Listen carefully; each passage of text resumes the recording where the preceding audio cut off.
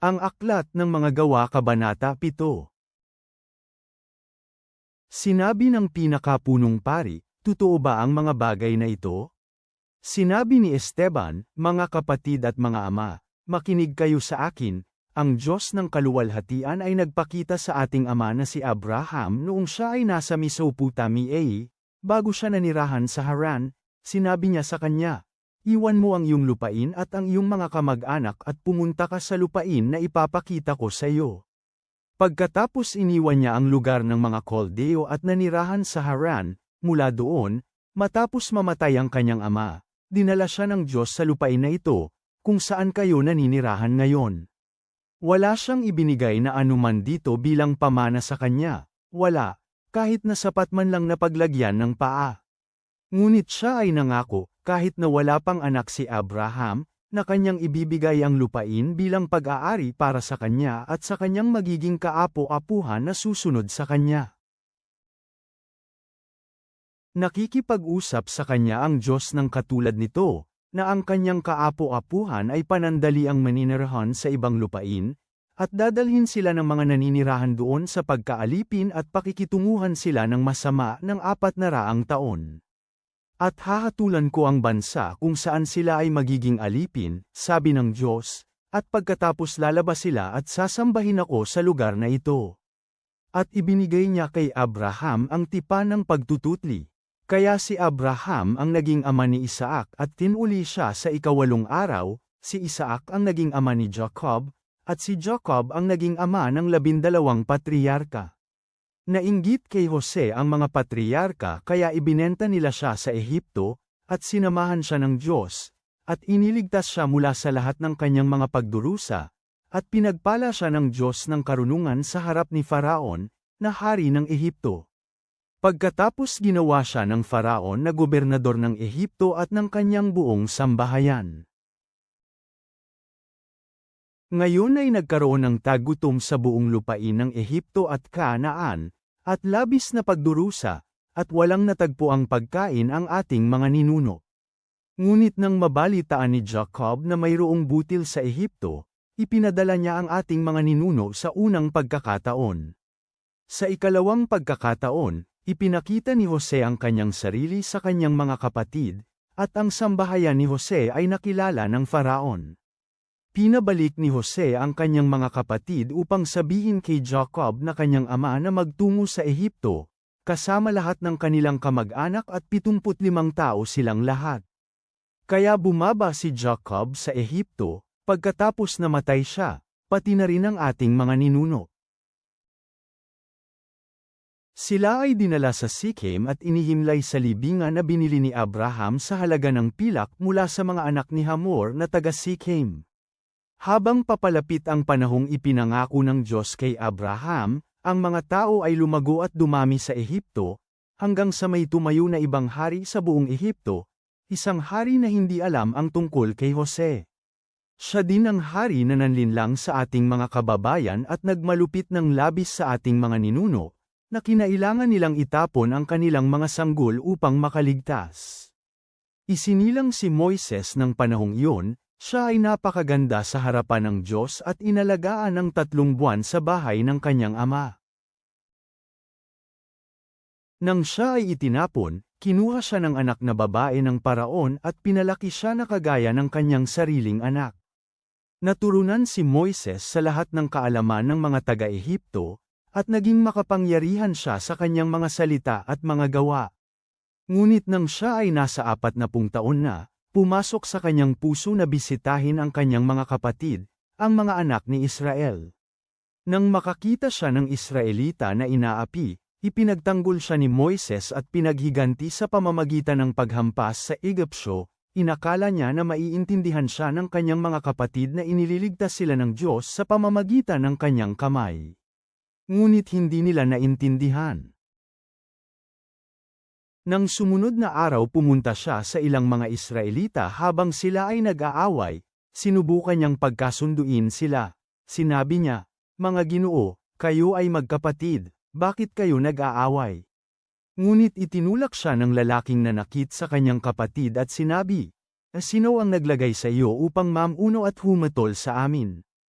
Nais mo ba akong patayin katulad ng pagpatay mo sa Ehipsyo kahapon? Tumakas si Moises matapos na marinig ito, naging dayuhan siya sa lupain ng Madian, kung saan siya ay naging ama ng 2 anak na lalaki. Nang makalipas ang 40 taon, nagpakita sa kanya ang anghel sa ilang ng bundok Sinaai, sa ninggas ng apoy na nasa mababang punong kahoy.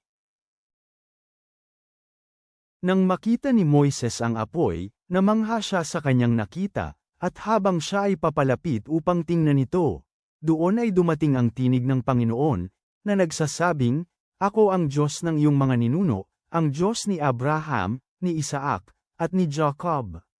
Nang inig si Moises at hindi naglakas loob na tumingin.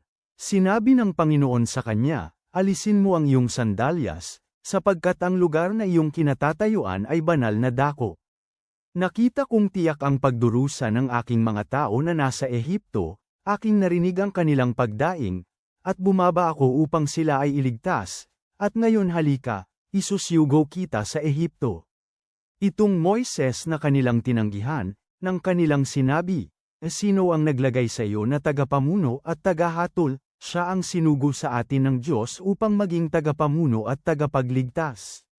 Sinugo siya ng Diyos sa pamamagitan ng kamay ng anghel na nagpakita kay Moises sa mababang puno.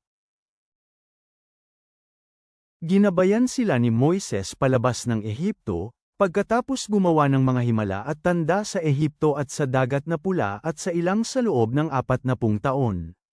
Ito rin ang Moises na nagsabi sa mga tao ng Israel, "Maghihirang ang Diyos ng isang propeta para sa inyo mula sa inyong mga kapatid, isang propeta na katulad ko." Ito ang lalaki na nasa kapulungan sa ilang kasama ang anghel na nangusap sa kanya sa bundok Sinaai. Ito ang lalaking nakasama ng ating mga ninuno, ito ang lalaki na siyang tumanggap ng mga buhay na salita upang ibigay sa atin. Ito ang lalaking tinanggihang sundin ng ating mga ninuno, siya ay itinulak nila palayo mula sa kanilang sarili, at sa kanilang mga puso sila ay bumalik sa Ehipto. Sa mga panahong yun sinabi nila kay Aaron, "Agawa mo kami ng mga Diyos na manggana sa amin." Sapagkat itong Moises na nanguna sa amin palabas ng Ehipto ay hindi na namin alam kung ano ang nangyari sa kanya. Kaya nang mga araw na yun sila ay gumawa ng guya at nagdala sila ng mga handog sa mga Diyos-Diyosan, at nagalak dahil sa ginawa ng kanilang mga kamay. Ngunit ang Diyos ay tumalikod at isinuko sila upang samamba sa mga bituin sa langit, gaya ng nasusulat sa aklat ng mga propeta, "Nag-alay ba kayo sa akin ng patay na hayop at ng mga handog sa ilang sa loob ng 40 taon, sambahayan ng Israel? Tinanggap ninyo ang tabernakulo ni Melek at ang bituin ng Diyos na si Rephan, at ang mga imahe na inyong ginawa upang sila ay sambahin. At dadalhin ko kayo palayo sa Babilonya." Ang ating mga ninuno ay mayroong tabernakulo ng patuto sa ilang, tulad ng iniutos ng Diyos noong siya ay nagsalita kay Moises, na kailangan niyang gawin ito na kagaya ng anyo na nakita niya. Ito ay ang tolda ng ating mga ninuno, nang sila ay tumalikod ay dinala sa lupain kasama ni Josue. Ito ay nangyari nang sila ay pumasok sa mga pag-aari ng mga bansang itinaboy ng Diyos sa harapan ng ating mga ninuno. Ito ay katulad nito hanggang sa mga araw ni David, na nakatanggap ng biyaya sa paningin ng Diyos. Hiniling niyang makahanap ng lugar na pananahanan para sa Diyos ni Jacob. Ngunit nagtayo si Solomon ng bahay ng Diyos, gayunpaman, ang kataas-taasan ay hindi naninirahan sa mga bahay na gawa ng mga kamay, kagaya ito ng sinasabi ng propeta, "Ang langit ang aking trono at ang lupa ang tangtungan para sa aking mga paa. Anong uri ng bahay ang maaari ninyong itayo sa akin? Sabi ng Panginoon, o saan ang lugar para sa aking kapahingahan? Hindi ba't ang aking kamay ang gumawa ng lahat ng mga bagay na ito?" Kayong mga tao, na mapagmatigas at hindi tuli sa puso at mga tainga, lagi ninyong nilalabanan ang banal na espiritu, ginawa ninyo ang kagaya ng ginawa ng inyong mga ninuno. Sino sa mga propeta ang hindi inusig ng inyong mga ninuno? Pinatay nila ang mga naunang propeta na nagpahayag sa pagdating ng matuwid, At kayo rin ngayon ang mga nagkanulo at mga pumatay sa kanya.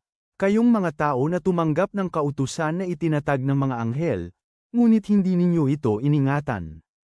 Ngayon, nang marinig ng mga kasapi ng konseho ang mga bagay na ito, nasugatan sila sa kanilang mga puso, at ang kanilang mga ngipin ay nagngalit kay Esteban.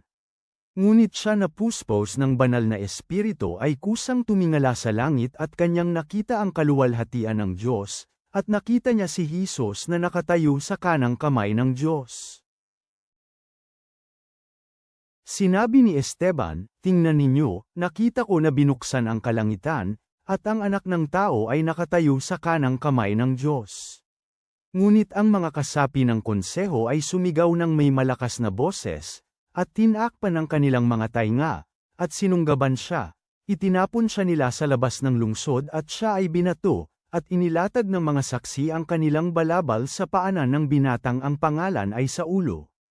Habang binabato nila si Esteban, patuloy siyang tumatawag sa Panginoon at sinasabing, "Panginoong Hesus, tanggapin mo ang aking espiritu." Lumuhad siya at tumawag ng may malakas na boses, "Panginoon, huwag mong ipataw ang kasalanang ito laban sa kanila." Nang matapos niyang sabihin ito, siya ay nakatulog. Ama naming nasa langit, kami ay lumalapit sa iyo na may mga pusong puno ng pasasalamat, na nagbabalik tanaw sa pananampalataya ni Esteban habang siya ay nanindigan ng matatag sa harap ng pagtutol. Tulungan mo kaming tularan ang kanyang hindi natitinag na espiritu, na nagtitiwala sa iyong katotohanan at biyaya kahit na kami ay hinahamon.